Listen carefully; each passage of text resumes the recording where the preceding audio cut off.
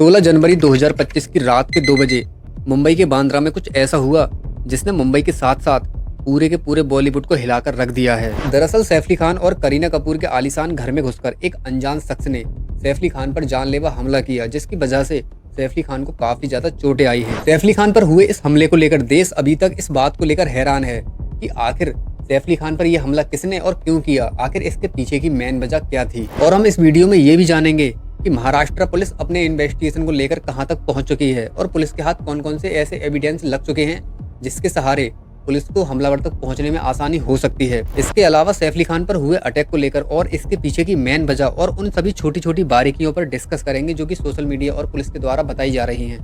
तो चलिए शुरू करते हैं इस वीडियो को, लेकिन उससे पहले अगर आपने अभी तक इस चैनल को सब्सक्राइब नहीं किया है तो इसी तरह की क्राइम डॉक्यूमेंट्री देखने के लिए प्लीज चैनल को सब्सक्राइब कर लीजिए। रात के 2 बजे सैफ अली खान के बांद्रा फ्लैट में सब कुछ सामान्य था, लेकिन थोड़ी ही देर बाद एक मेड काफी तेज चिल्लाती है और वो किसी से मदद की गुहार लगा रही थी कि कोई उसे आकर बचा ले, क्योंकि किसी ने उसका मुंह पीछे से बंद कर रखा था। लेकिन जितनी तेज वो चिल्ला सकती थी चिल्लाने की कोशिश कर रही थी, जितनी आवाज उसके मुंह से निकल सकती थी उतनी निकालने की कोशिश कर रही थी। लेकिन उसकी आवाज को सैफ अली खान सुन लेते हैं और वो बिना देर किए तुरंत ही मेड के पास पहुंचते हैं कि आखिर वो इतना चिल्ला क्यों रही है। जब वो वहां पहुंचते हैं तो देखते हैं कि सामने एक 30 से 32 साल का आदमी जिसके हाथ में चाकू लगा हुआ है और उसके कंधे पर एक बैग है, वो मेड को मारने की कोशिश कर रहा है। किसी के लिए भी ये मोमेंट सबसे डरावना हो सकता है, लेकिन सैफ अली खान ने यहाँ पर काफी हिम्मत से काम लिया और उससे बात की कि भाई तू यहाँ पर कैसे और क्यों आया है और तू इन्हें क्यों मारना चाहता है।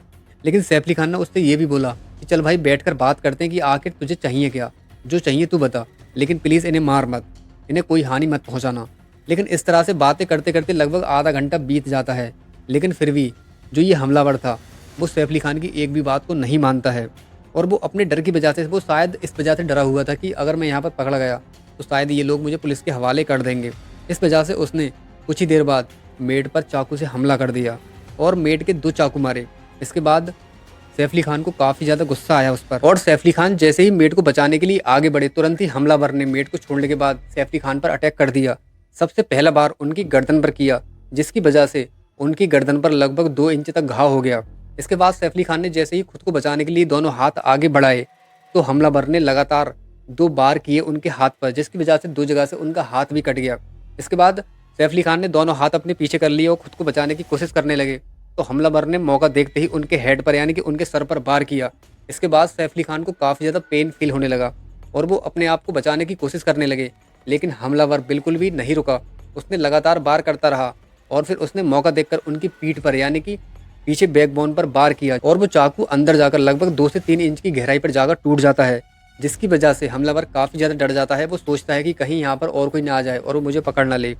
वो मौका देखकर तुरंत ही वहाँ से सीढ़ियों के सहारे भाग जाता है, लेकिन जैसे ही वो सीढ़ियों पर होकर जा रहा था तो तुरंत ही सीसीटीवी कैमरे के जो कैमरा होता है उसमें उसकी फ़ोटो कैप्चर हो जाती है और पता लगता है कि ये जो लड़का था ये यहाँ पर लगभग 1 घंटे पहले आया हुआ था। सैफ अली खान के काफ़ी ज़्यादा चोट आ चुकी थी, उनकी मेड और सैफ अली खान दर्द से काफ़ी ज़्यादा करा रहे थे, जिसके चलते उनके अपार्टमेंट के कुछ लोग उनकी ये आवाज़ सुन लेते हैं और तुरंत ही वो उनकी ओर भागते हैं। लेकिन किसी को ये नहीं पता था कि इन दोनों को मारकर कोई यहाँ से अभी निकल कर गया है। जब तक ये लोग ये बात समझ पाते कि आखिर यहाँ पर कौन आया था और कौन इन दोनों को मार कर गया है, तब तक वो लड़का वहाँ से निकल कर यानी कि वो आदमी वहाँ से फरार हो जाता है।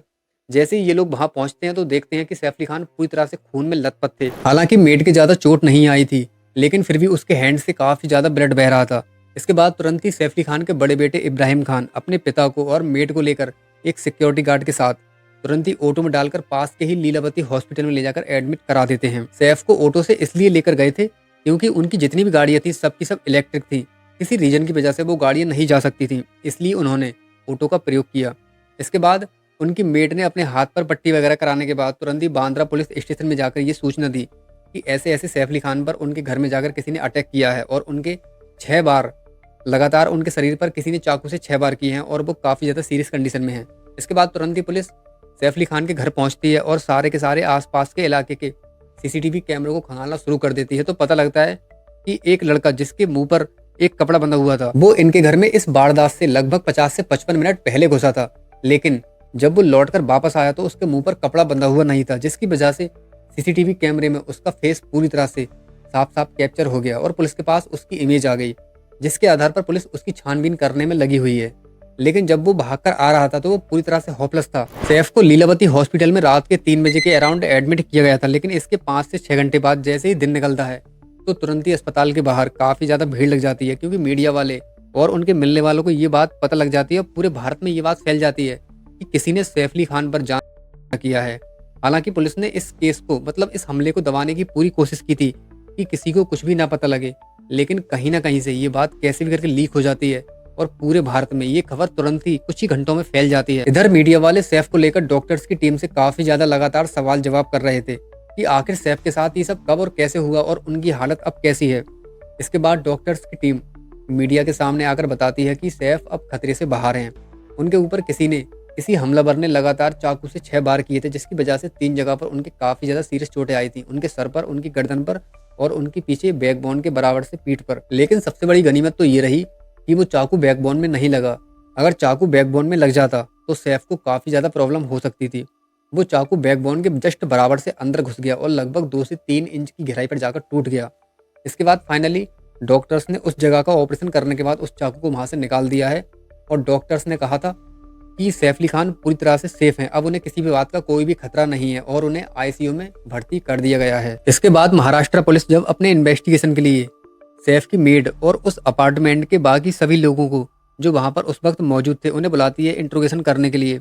जब मेड से पूछताछ होती है तो मेड बताती है कि वो आदमी पहले से ही बाथरूम में छुपा हुआ था, उसकी परछाई मेड ने देखी थी, लेकिन मेड की निगाह जैसे ही उस व्यक्ति पर पड़ी तो वो तुरंत ही निकलकर बाहर आ गया। उसके हाथ में एक डंडा था और एक हाथ में उसके चाकू लगा हुआ था, उसकी कमर पर एक बैग था और उसका मुंह एक कपड़े से बंधा हुआ था। और मेड पुलिस को ये भी बताती है कि शायद वो आदमी सैफ के छोटे बेटे तैमूर को चोट पहुंचाने के इरादे से उसके कमरे के बाथरूम में जाकर छुपा था और उस व्यक्ति ने 1 करोड़ रुपए की डिमांड भी की थी कि अगर तुम अपनी जान बचाना चाहते हो तो मुझे 1 करोड़ रुपए दे दो।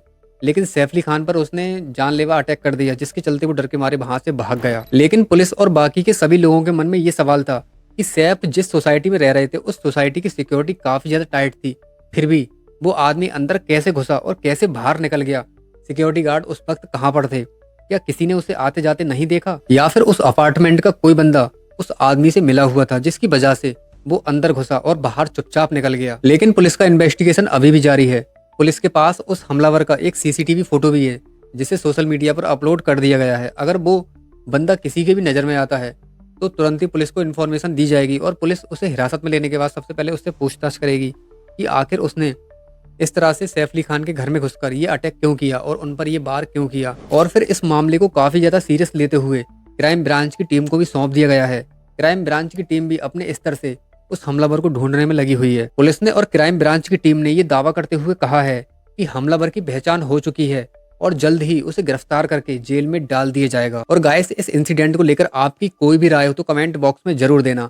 और जैसे ही इस इंसिडेंट को लेकर कोई भी अपडेट आती है मैं तुरंत ही आपके सामने वीडियो लेकर आ जाऊंगा। इसलिए प्लीज चैनल को सब्सक्राइब करके रखना और वीडियो पसंद आई हो तो एक लाइक भी जरूर कर देना। तो चलिए मिलते हैं नेक्स्ट वीडियो में।